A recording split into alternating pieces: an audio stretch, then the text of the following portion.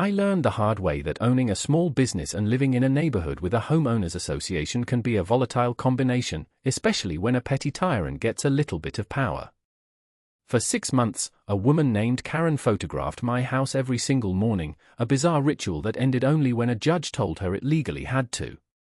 It all started because I cleared snow from an old woman's driveway, and it ended with felony charges, a dissolved HOA board, and a community finally able to breathe again. My name is Mark, and I own a small landscaping and snow removal company. All I ever wanted was to do my job, be a good neighbor, and be left alone. Karen made that impossible. Our neighborhood, Oakwood Creek, was never meant to be the kind of place with an overbearing HOA. It was built in the late 80s, a collection of modest but well-kept single-family homes on decent-sized lots.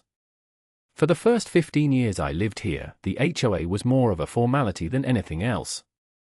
We paid our $100 a year, and in return, they made sure the little sign at the entrance was painted and the small common area by the pond was mowed. The annual meetings were held in someone's garage, lasted 20 minutes, and were attended by maybe 6 people who mostly wanted to complain about teenagers cutting through their yards. It was peaceful. The board president was a retired accountant named George who just wanted to make sure the books balanced. He saw the role as a civic duty, not a throne. My business is my life's work. I started with a single push mower and a rusty pickup truck right out of high school. Over 2 decades, I built it into a reliable local service. I had a small crew, 3 commercial-grade trucks with plows and salt spreaders, and contracts with a dozen small businesses and a few residential communities in the area. I took pride in my work. My equipment was always maintained, my trucks were clean, and my reputation was solid. My house in Oakwood Creek was my sanctuary. It was where I came to escape the noise of engines and the smell of gasoline. I had a workshop in my garage, a comfortable chair in my living room, and a quiet backyard where I could grill in peace. The rules were simple: keep your lawn trimmed, don't leave your trash cans out for a week, and be decent to your neighbors. It worked for everyone. Then Karen moved in. She and her husband bought the corner lot 2 streets over, the one with the big oak tree. From the moment she arrived, you could feel a shift in the neighborhood's atmosphere. She introduced herself not with a friendly wave, but with a clipboard and a list of observations. Her first week, she sent a typed, anonymous letter to the Millers because their basketball hoop was, in her opinion, an eyesore. The week after, she called the non-emergency police line on the Petersons' teenage son for playing music too loudly in his own driveway at 3 in the afternoon on a Saturday. She didn't talk to people, she reported them. She saw violations, not neighbors. Within a year, old George decided he'd had enough and wanted to move to Florida to be closer to his grandkids. At the sparsely attended annual meeting, Karen nominated herself for president of the HOA board. No one else wanted the job. It was a thankless, unpaid position that involved paperwork and listening to complaints. With a shrug, the 3 other board members voted her in. That was our first mistake. We had no idea we had just handed the keys to the kingdom to a wannabe dictator. The changes started subtly. First came the newsletter. It was a glossy, professionally printed affair that replaced George's single-page, mimeographed summary. It was filled with new rules and reminders of old ones nobody had ever enforced. Mailboxes had to be a specific model and color. Holiday decorations could only be displayed within a very specific 2-week window. Garden gnomes were strictly forbidden. People grumbled, but mostly, they complied. It was easier than fighting. The fines for non-compliance were small, just $25, but the letters she sent were condescending and accusatory. Then she went after the common areas. She convinced the board to triple the annual dues to $400 to fund her beautification projects. She hired an expensive landscaping company from 2 towns over to rip out the perfectly healthy bushes by the entrance and replace them with pretentious, high-maintenance ornamental grasses. She had a fountain installed in the middle of the pond, a fountain which broke 2 months later and was never fixed, leaving an ugly mess of pipes sticking out of the water. She was spending our money on things nobody wanted, all while tightening her grip on our daily lives. My first direct run-in with her was minor, but it was a sign of things to come. I parked one of my smaller work trucks, a Ford F-250 with my company logo on the door, in my driveway overnight. I'd had a long day and a problem with the fuel injector that I needed to fix before dawn. At 7 in the morning, my doorbell rang. It was Karen, holding her clipboard like a scepter. "Commercial vehicles are not permitted to be parked in driveways overnight," she said, without so much as a hello. Her voice was flat and devoid of any warmth. I was taken aback. "It's my personal truck, Karen. I use it for work, it has commercial lettering," she stated, pointing at the logo. Article 4, Section B of the Covenant clearly states that any vehicle with commercial signage is prohibited from being parked in view of the street between the hours of 9 post-meridiem and 7 ante-meridiem. She spoke like a bad legal drama, using Latin phrases incorrectly. I just stared at her. "I've been parking my trucks here for 15 years, Karen. George never had a problem with it. George was derelict in his duties," she sniffed. "I am not. You have 24 hours to move it, or you'll receive a formal violation notice and a $50 fine." She turned and walked away before I could even formulate a response. I was annoyed, but I moved the truck into my garage. It was a tight fit, but it was easier than starting a war over it. That was our second mistake, thinking that appeasing her would ever be enough. The real war began in January. We were hit by the biggest blizzard in a decade. The weather forecasters called it a snowpocalypse, and for once, they weren't exaggerating. Over 2 feet of heavy, wet snow fell in less than 24 hours, driven by winds that sculpted it into massive drifts. The entire state shut down. When the storm finally broke, our neighborhood was buried. The municipal plows wouldn't even attempt to clear secondary roads like ours for at least 2 or 3 days. We were trapped. For me, a storm like this was money in the bank. My crews were out 24/7 clearing lots for hospitals, grocery stores, and other essential businesses. I spent the first day and a half coordinating my guys, running parts out to broken-down equipment, and grabbing a few hours of sleep when I could. When I finally got back to my own street, it was to a scene of quiet desperation. The snow was waist-deep in places. Shoveling was a monumental task, especially for the older residents. That's when I saw Mrs. Gable. She was in her late 80s, a widow who had lived in the house across the street from me since it was built. She was a sweet, frail woman who baked cookies for the neighborhood kids and always had a kind word. And there she was, standing on her front porch, looking at the mountain of snow that blocked her driveway and walkway, her face a mask of despair. She had a doctor's appointment the next day for her dialysis treatment, and there was no way any car or medical transport could get to her house. I couldn't just sit in my warm house and watch her worry. My professional contracts were handled, my crews were operating smoothly. So, I fired up my personal plow truck, the same F-250 Karen had complained about. It was small enough to maneuver on our street without damaging anything. I drove it over to Mrs. Gable's house and, in about 10 minutes, cleared her entire driveway and the walkway to her front door. She came out with tears in her eyes, trying to press a $20 bill into my hand. I refused, of course. "We're neighbors, Mrs. Gable," I told her. "It's what we do." Seeing her relief, I didn't stop. I went next door to the Hendersons. Mr. Henderson was 75 and had a bad back. I cleared their driveway. Then I did the Millers across the street, who had a newborn baby. I spent the next 3 hours just working my way down the block, clearing a path for anyone who needed it. I wasn't charging anyone. I wasn't doing it as a business. I was just helping my neighbors because I had the equipment and the ability to do so. People came out to thank me, offering coffee and hot chocolate. It felt good. It felt like the community I remembered. I was just finishing up the last driveway on my block when a car, a pristine black SUV that had somehow managed to navigate the unplowed main road, pulled up and blocked my path. Karen got out. She was wearing an expensive-looking ski jacket and fur-lined boots, but her face was pinched and cold. She marched right up to the window of my truck, her ever-present clipboard now protected by a plastic sleeve. "What do you think you're doing?" she demanded, her voice sharp enough to cut glass. "Helping my neighbors," Karen, I said, trying to keep my own voice even. What does it look like? It looks like you are operating a commercial snow removal business within the confines of Oakwood Creek, which is a direct violation of the HOA covenants, she snapped. She tapped a manicured finger on her clipboard.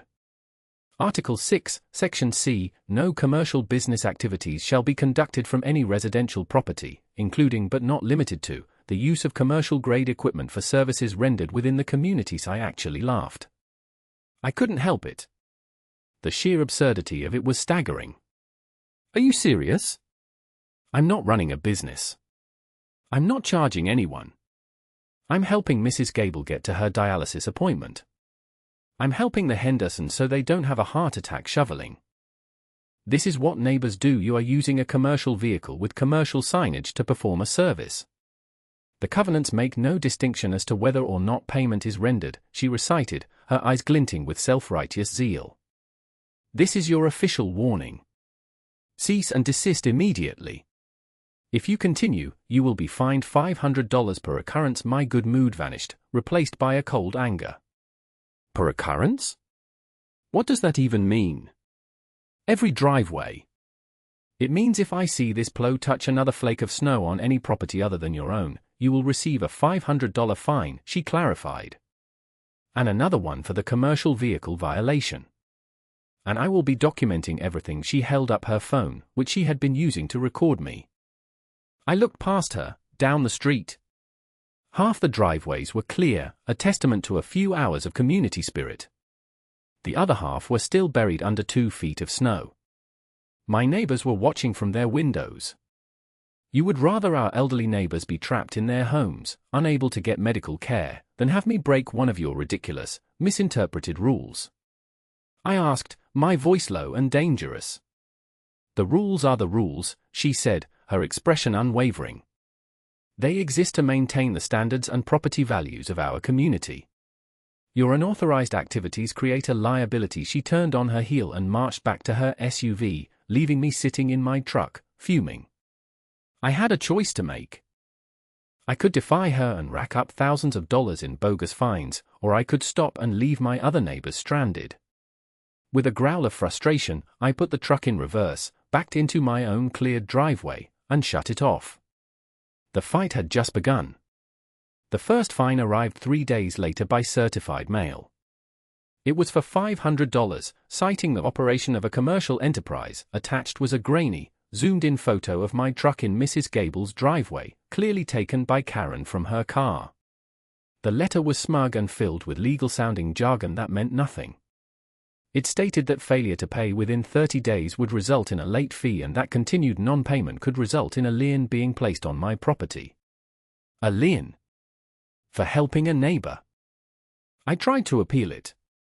I went to the next monthly HOA meeting, held in the rented conference room of the local library now that Karen insisted on a more professional venue. I stood up and calmly explained the situation. I talked about the blizzard, about Mrs. Gable's dialysis, about the spirit of neighborliness. I argued that the rule was clearly intended to prevent someone from, say, running an auto body shop out of their garage, not from helping someone in an emergency. Karen, sitting at the head of the table with her 2 bored cronies, a meek-looking man named Frank and a woman who just nodded at everything Karen said, listened with a smirk. When I was done, she didn't even acknowledge my points. Mr. Miller, she said, using my last name with a formal chill, the board has reviewed the violation and finds it to be valid. The rule is unambiguous. Your appeal is denied. The fine stands. Frank just stared at the table. The other woman nodded. That was it. Case closed. That meeting was a wake-up call for me, and for the handful of other residents who had shown up to voice their own complaints about her reign. She wasn't interested in reason or context. She was interested in power. The rules were just the tools she used to wield it. I left that meeting knowing this wasn't going to be solved by a reasonable conversation. And then, the photography started. It began the morning after the meeting. I was in my kitchen making coffee when I saw her. She parked her black SUV across the street, got out, stood on the public sidewalk, and took a picture of the front of my house with her phone. Then she got back in her car and drove away. It was so strange, so brazen, that I thought it must be a one-time thing, an attempt to intimidate me. But she was there the next day. And the day after that. Every single morning, between 7:15 and 7:30, like clockwork. She'd park, get out, snap a photo, and leave. Some days she'd photograph my driveway. Some days, the front door. Some days, my F-250, which was now permanently squeezed into my garage. It was a calculated campaign of harassment. She was letting me know she was watching me, waiting for me to slip up. The fines kept coming. A week after the first one, I got another. $50 for my garbage cans being visible from the street. I had put them out the night before for the morning pickup, just like everyone else. The new rule, buried in the latest newsletter, stated they couldn't be put out before 6 ante-meridium on collection day. The letter included a time-stamped photo. Then came a $75 fine for a small patch of clover in my lawn. Another photo. Then a $100 fine because a shingle, loosened by the blizzard's high winds, was slightly askew. Another photo. Each violation was documented with a photograph taken during her morning ritual. She was building a file on me. The rest of the neighborhood was feeling the pressure, too. The Hendersons got fined because their garden hose wasn't coiled in a perfect circle. The Millers got a violation for a child's plastic slide in their backyard, which was apparently visible through a gap in their fence. People were becoming paranoid. The friendly, relaxed atmosphere of Oakwood Creek was gone, replaced by fear and resentment. People stopped talking to each other outside, afraid that a casual conversation could be misinterpreted as a conspiracy or that their lawn ornament might be the next target. I refused to pay any of the fines. I sent a formal letter to the board, disputing each one, but I never received a response other than a monthly statement showing my balance ballooning with late fees. The total was approaching $1,000. This was no longer about Snow, it was a personal vendetta. I was the one who had publicly challenged her authority, and she was determined to make an example of me. The daily photography was the worst part. It was an invasion of my privacy. I felt like I was under surveillance in my own home. I started keeping the blinds closed. My sense of peace was gone. After 2 months of this, I called the police. A sympathetic but weary-sounding officer came to my house. I explained the situation. He sighed. "Sir, as long as she is on public property, like the sidewalk, she isn't technically breaking the law. It's harassment, sure, but it's a civil matter. I can go talk to her, but that might just make it worse." He was right. A visit from the police would be a badge of honor for Karen. It would prove to her that she was getting to me. That's when I decided I needed professional help. This was beyond simple neighborhood drama. The threat of a lien on my property was very real. I found a lawyer, a man named Arthur Davies, who specialized in real estate and contract law, with a particular focus on HOA disputes. He was a sharp, no-nonsense man in his 60s with a reputation for being a bulldog. I sat in his office and laid out the whole story: the snowstorm, the fines, the denied appeal, and the relentless daily photography. I showed him the stack of violation notices and the pictures of Karen standing in front of my house. He listened patiently, reviewed the documents, and then leaned back in his leather chair. "Well, Mr. Miller," he said, steepling his fingers, "you've got yourself a classic case of a board president with a textbook personality disorder. These little fiefdoms attract them like flies." He explained that HOAs have a shocking amount of power in our state. The covenants are a legally binding contract, and the board has broad authority to enforce them. Fighting them could be a long, expensive, and uphill battle. "So, what can I do?"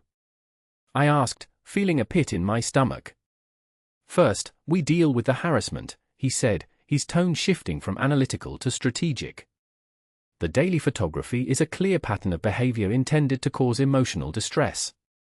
It's stalking, plain and simple. We'll file for a restraining order. A judge will take one look at your evidence and grant it. That will at least get her away from your house," he continued. "Second, we don't fight the fines one by one. That's playing her game. We need to go after the source of the problem, her authority.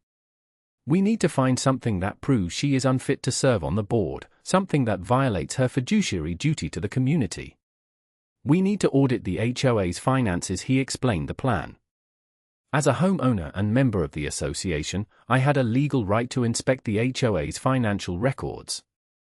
We would send a formal, legal request for all financial statements, bank records, contracts, and meeting minutes for the past 2 years, since she took office.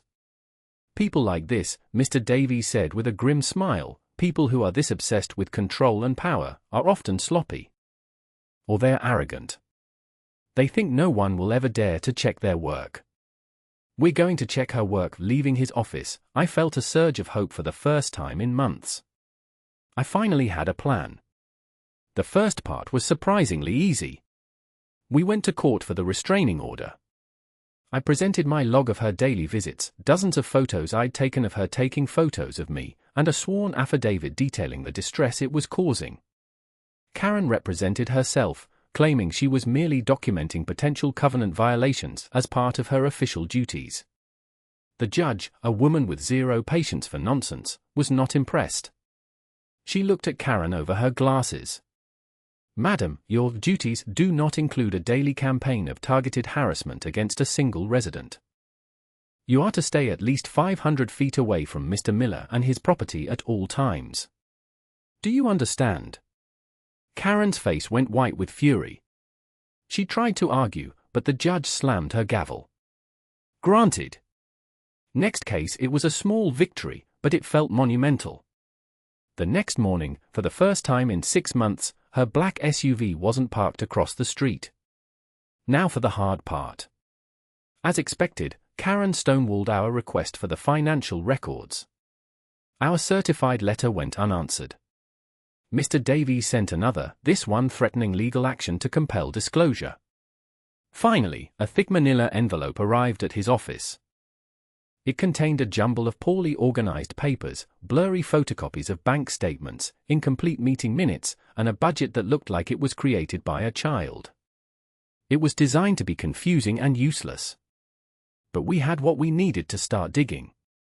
For the next month, I spent my evenings at Mr. Davies' office, poring over those documents with him and a forensic accountant he'd hired. It was tedious, mind-numbing work. We traced every expenditure, every check written, every contract signed. For weeks, we found nothing but sloppy bookkeeping and questionable, but not explicitly illegal, spending. She had indeed hired an overpriced landscaping company, but the contract was technically valid. She had spent a fortune on those newsletters, but it was within the board's discretionary power. I was starting to lose hope. And then we found it. It was a line item in the budget under grounds maintenance, a monthly payment of $2,000 to a company called Evergreen Solutions LLC that was on top of the contract with the other big landscaping company. $2,000 a month is $24,000 a year, a significant chunk of our HOA's budget. I had never heard of Evergreen Solutions. They certainly hadn't done any visible work in the neighborhood. The accountant started digging into the company. There was no website, no phone number listed in any directory. The address listed on the invoices was just a post office box in a neighboring town. Using state business registration records, he found the name of the person who had incorporated Evergreen Solutions LLC just a few months after Karen had become board president. The sole proprietor was listed as Karen's maiden name. It was her. My heart started pounding. We had her. She had created a fake company, awarded it a no-bid contract from the HOA she controlled, and had been paying herself $2,000 a month for 2 years for doing absolutely nothing. She had embezzled nearly $50,000 of our dues. The invoices she submitted were laughably vague, with descriptions like seasonal plantings and mulch refreshment for work that was never performed. She had been funding her lifestyle by stealing from her neighbors. Mr. Davies leaned back, a slow, predatory grin spreading across his face. "This is it," he said softly. "This is not just a breach of fiduciary duty. This is felony theft. Wire fraud. Embezzlement." Our strategy shifted instantly. We were no longer on the defensive, trying to fend off bogus fines. We were on the attack. Mr. Davies prepared a comprehensive package of our findings, copies of the bank statements, the fake invoices, the state registration for her shell company, everything.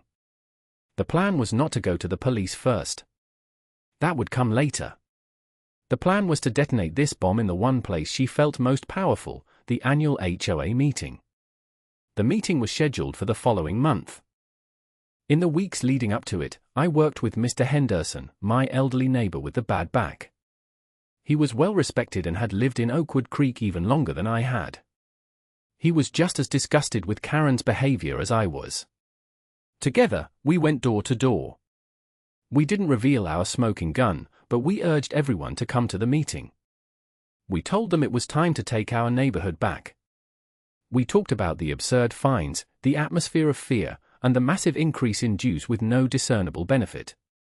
The frustration in the community was at a boiling point. People were ready for a change. The night of the annual meeting, the library conference room was packed.